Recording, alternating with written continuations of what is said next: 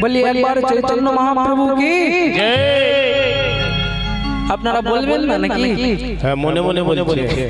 মনে মনে বললে তো হবে না। সবাই মিলে একবার নিতাই চাঁদ কি খুবই ভালো লাগলো। আর সবচেয়ে বড় ভালো লাগলো এই সন্ধ্যা কালী আপনারা সবকিছু ছেড়ে দিয়ে এমন হরিবাসরে এসে বসেছে। এ দেখে বোঝা যায় যে এখনো চাঁদ উঠছে, এখনো সূর্য উঠছে, কিন্তু কাদের জন্য উঠছে? এই আপনাদের মতো ভক্ত স্বজন আছে বলে এখনো চাঁদ উঠছে, এখনো সূর্য উঠছে। মহাপ্রভু দিকে দিকে হরিনাম প্রচার করেছিলেন, কিন্তু আপনারা যদি হরিবাসরে না আসেন তাহলে হরিকথা হবে হবে না। তাই আপনারা আসুন, কীর্তনের আসন গ্রহণ করুন, সাধুগুরু বৈষ্ণবের মুখে শোনা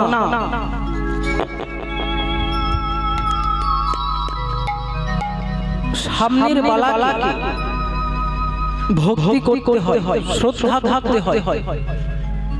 তাই আজ যারা সামনের স্বজন, তাই লীলা কীর্তন শুরু করবার প্রারম্ভে আপনাদের সকল চরণে জানাই আমার অসংখ্য ভক্তিপূর্ণ প্রণাম নিবেদন। যারা আসতে পারেন তাদের চরণে প্রণাম জানাই।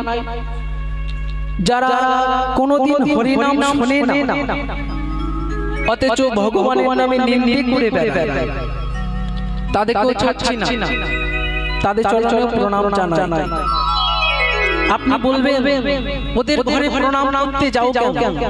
করতে হবে, কারণ যে জায়গাটায় আজকে আমরা এসে বসেছি এটা কোনো নিন্দের জায়গা না, কোনো অবহেলা অশ্রদ্ধা করার জায়গা না, এটা প্রেমের জায়গা, এটা ভালোবাসার জায়গা। তাই এখানে পরচর্চা পরনিন্দে নয়। তাছাড়া কাকেই বা আপনি নিন্দে করবেন? আজকে যে মালা পরেন কালকে তো সে পড়তেও পারে। যে মালা পরেনি তার যে সঙ্গ করব না এটা কিন্তু না, ও যে মালা পরেনি তারও সঙ্গ করো। কেন তুমি করছো? কারণ তাকেও এই পথে নিয়ে আসার জন্য। যে হরিনাম শোনে না তার যে সঙ্গ করব না এটা কিন্তু না, তারও সঙ্গ করো। কেন তুমি করছো? তাকেও এই পথে নিয়ে আসার জন্য। তাই তাদেরকে আমরা দূরে সরিয়ে দিও না, ওদেরকে কাছে টেনে নাও। যে মালা পরেনি কে বলতে পারে যে ওর কোনোদিনই মালা পরবে না? পড়তেও তো পারে। আজকে অনেকে ধুতি পরে, অনেকে প্যান্ট শার্ট পরে, কিন্তু মহাপ্রভুর যদি কৃপা হয় ওই ধুতি প্যান্ট শার্ট পরা মানুষগুলো একদিন ধুতি পরবে। সবই মহাপ্রভুর কৃপা, সবই মহাপ্রভুর ইচ্ছা। আজকে ঠাকুরজি ছোট ছোট বয়সে সুর ধ্বনির তীরে দাঁড়িয়ে খেলা খেলাচ্ছে। কাদের সঙ্গে না? পদকর্তা প্রথমেই বললেন সহচর। সহচর মানে প্রত্যেকটা ভাষা, প্রত্যেকটা কথা একটা মিনিং আছে, একটা অর্থ আছে, একটা মানে আছে। তিনি সখা বলেননি, কিন্তু বন্ধু বলেননি, মিত্র বলেননি।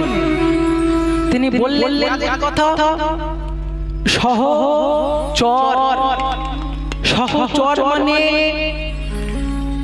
যারা উঠতে বসতে খেতে শুতে যারা সঙ্গে থাকে তাদেরকে বলা হয় সহচর, তাই তো? এটা আমরা জানি। কিন্তু আত্মহত্যা বললে না ভাই, একে সহচর বলা হয় না। তাহলে সহচর কাকে বলা হয়?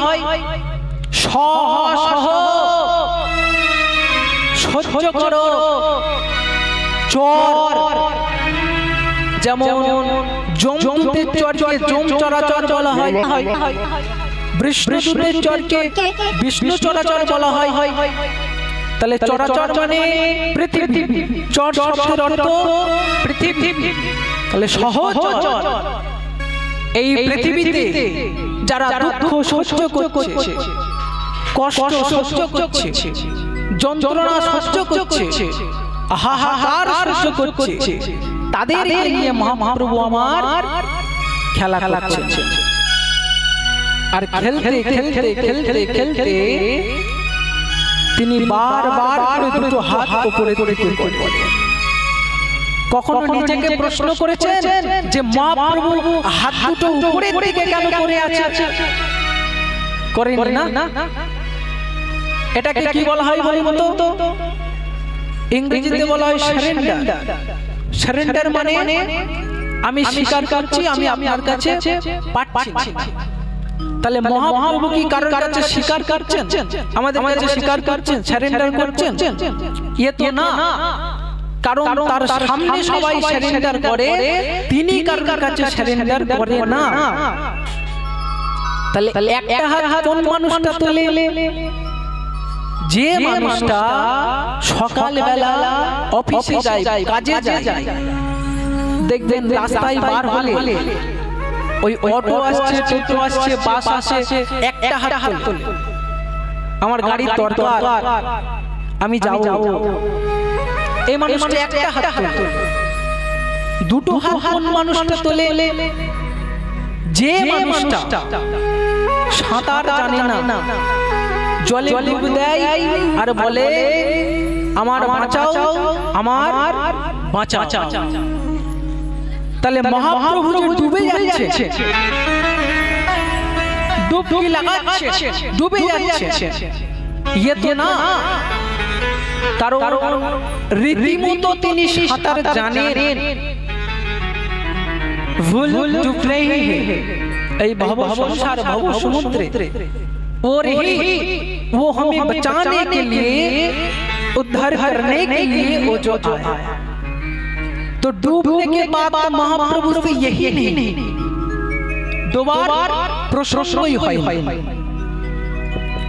আরেকটা মানুষ হাত তুলে, দুটো হাত। কোন মানুষটা?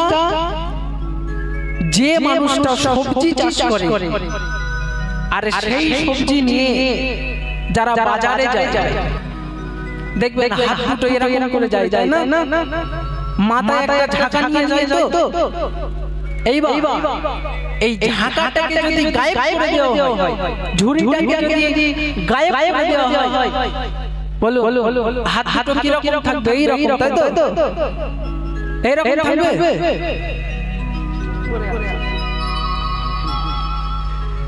হাত দুটো এই রকম থাকবে, হাত দুটো তাহলে এই রকম থাকবে। আমরা প্রশ্ন করলাম, ঠাকুরজি আপনি কি আমাদের জন্য মাথায় করে কিছু নিয়ে আসলেন? আর যদি নিয়ে আসলেন তাহলে আমরা দেখতে পাচ্ছি না কেন? ঠাকুরজি বললেন, শোনো, এই ঝুড়িতে যেটা আছে সেটা দরকারদের একমাত্র তারাই দেখতে পাবে, বাকিরা দেখতে পাবে না। ভক্তরা বললেন, ঠাকুরজি কি এমন আছে এই ঝুড়িতে যে ঝুড়ির বস্তুটাও দেখতে পাচ্ছি না, ঝুড়িটাও দেখতে পাচ্ছি না? কি এমন আছে এই ঝুড়িতে? কি এমন এনেছে আমাদের জন্য? ঠাকুরজি বললেন, শোনো, কোন মেয়ের মা যদি মেয়ের বাড়িতে যায়, দেখবেন ওই ব্যাগে করে ফল মূল মিষ্টি এটা সেটা যা কিছু নিয়ে যায়, সব কিছু কিন্তু দেখা যায়। কিন্তু মেয়ের জন্য যে প্রেমটা নিয়ে যায় সেটা দেখা যায় না।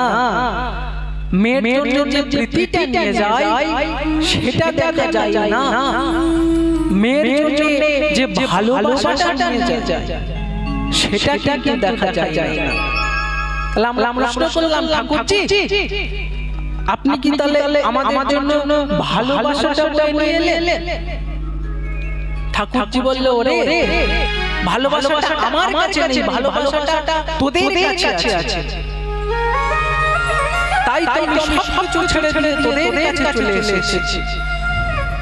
ভালোবাসা আমার কাছে নেই।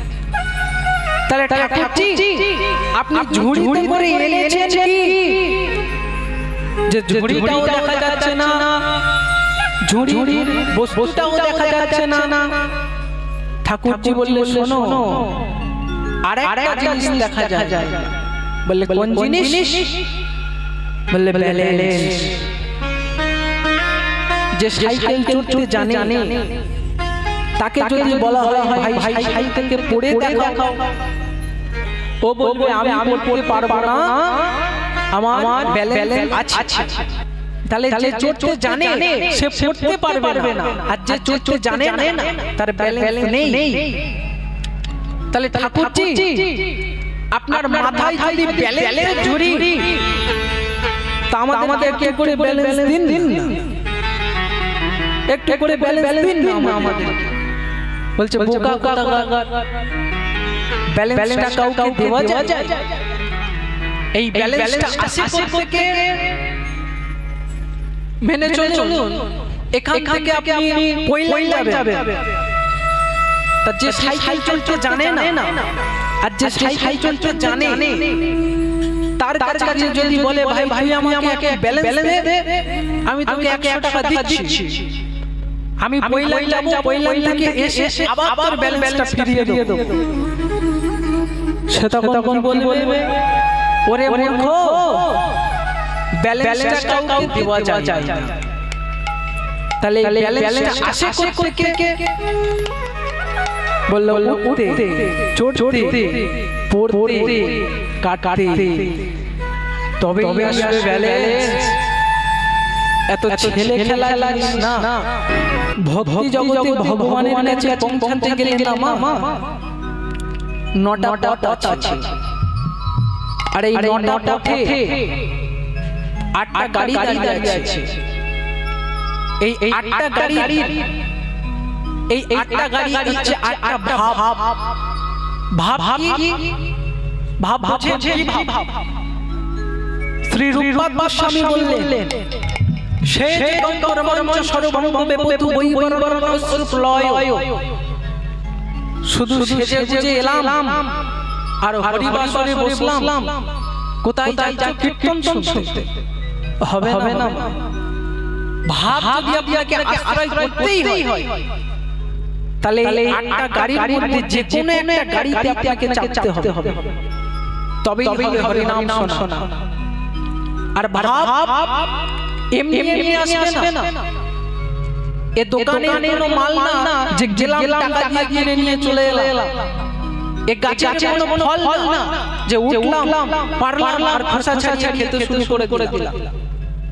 ভাব যদি আপনাকে আশ্রয় করতেই হয়, তাহলে আপনাকে গুরু চরণ আশ্রিত হতে হবে। তাহলে শিষ্য আমরা যারা আছি, আমরা যারা গুরু পদাশ্রিত হয়ে আছি, ও ভাই তোমার দীক্ষা হয়েছে? বলে না। হ্যাঁ হয়েছে। মন্ত্র নিয়েছো? হ্যাঁ নিয়েছি। গুরু করেছো? হ্যাঁ করেছি। মন্ত্রটা মনে আছে? ভুলে গেছে। হ্যাঁ, কবে গায়ে দীক্ষা নিয়েছি? 10 বছর আগে, 5 বছর আগে, আর মনে থাকে? আবার আশ্রয় করতে হবে, চর্চা করতে হবে, অভ্যাস করতে হবে। তাহলে এই যে অভ্যাস দ্বারা আমাদের লাভ কি আছে? বলি সারা জীবন ধরে যে হরিনাম শুনে যাচ্ছেন, হরিনাম শুনতে খেয়ে যাচ্ছেন, এতে লাভ কি আছে? আমার ঠাকুমাকে আমি জিজ্ঞাসা করেছিলাম, ঠাকুমা এই যে পাশে গ্রামে কীর্তন হচ্ছে, কীর্তন শুনতে যাচ্ছ, তাই এতে তোমার লাভ কি আছে? কি লাভ হবে? বলে বাবা পুণ্য হবে। কি হয়? বলে পুণ্য হয়। তাহলে চলো তাহলে তোমার বাড়ি যাই, তোমার ঘরে যাই, তুমি অবস্থা পুণ্য অর্জন করেছো, কেজি পুণ্য অর্জন করেছো, কলসি পুণ্য অর্জন করেছো, দেখাতে পারবে? বলে পুণ্য কি দেখানো যায়? শোনে হরি নাম শুনলে পুণ্য হয় না জানি না, তবে এই যে একটার পর একটা লীলা আপনারা শুনছেন, এই লীলা শুনলে হয় জানেন না? এই লীলা শুনতে আমাদের ভাষা তৈরি হয়। কিসের ভাষ? এই যে বলার ভাষ, দেখার ভাষ, দাঁড়ানোর ভাষ, শোনার ভাষ। এই যে আমি বলছি আপনারা শুনছেন, এই শ্রবণের ভাষটা আপনাদের কবে কাজে লাগবে জানেন? এই শ্রবণের ভাষটা কবে কাজে লাগবে?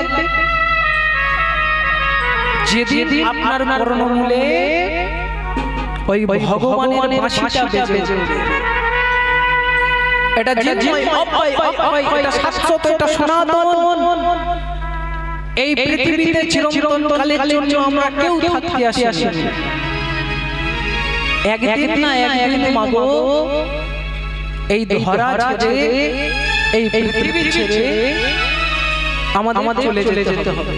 আর শুনে রাখুন, যেদিন আপনার ডাক আসবে, সেই দিন আপনার প্রিয়জন যারা আছে, আপনার স্ত্রী, আপনার ছেলে, আপনার মেয়ে, আপনার প্রিয়জন বলে আপনি যাদের চেনেন, জানেন, বোঝেন, সেই দেখবেন আপনার মৃত্যু শয্যার কাছে বসে তারা দীর্ঘ নিঃশ্বাস ছাড়ছে।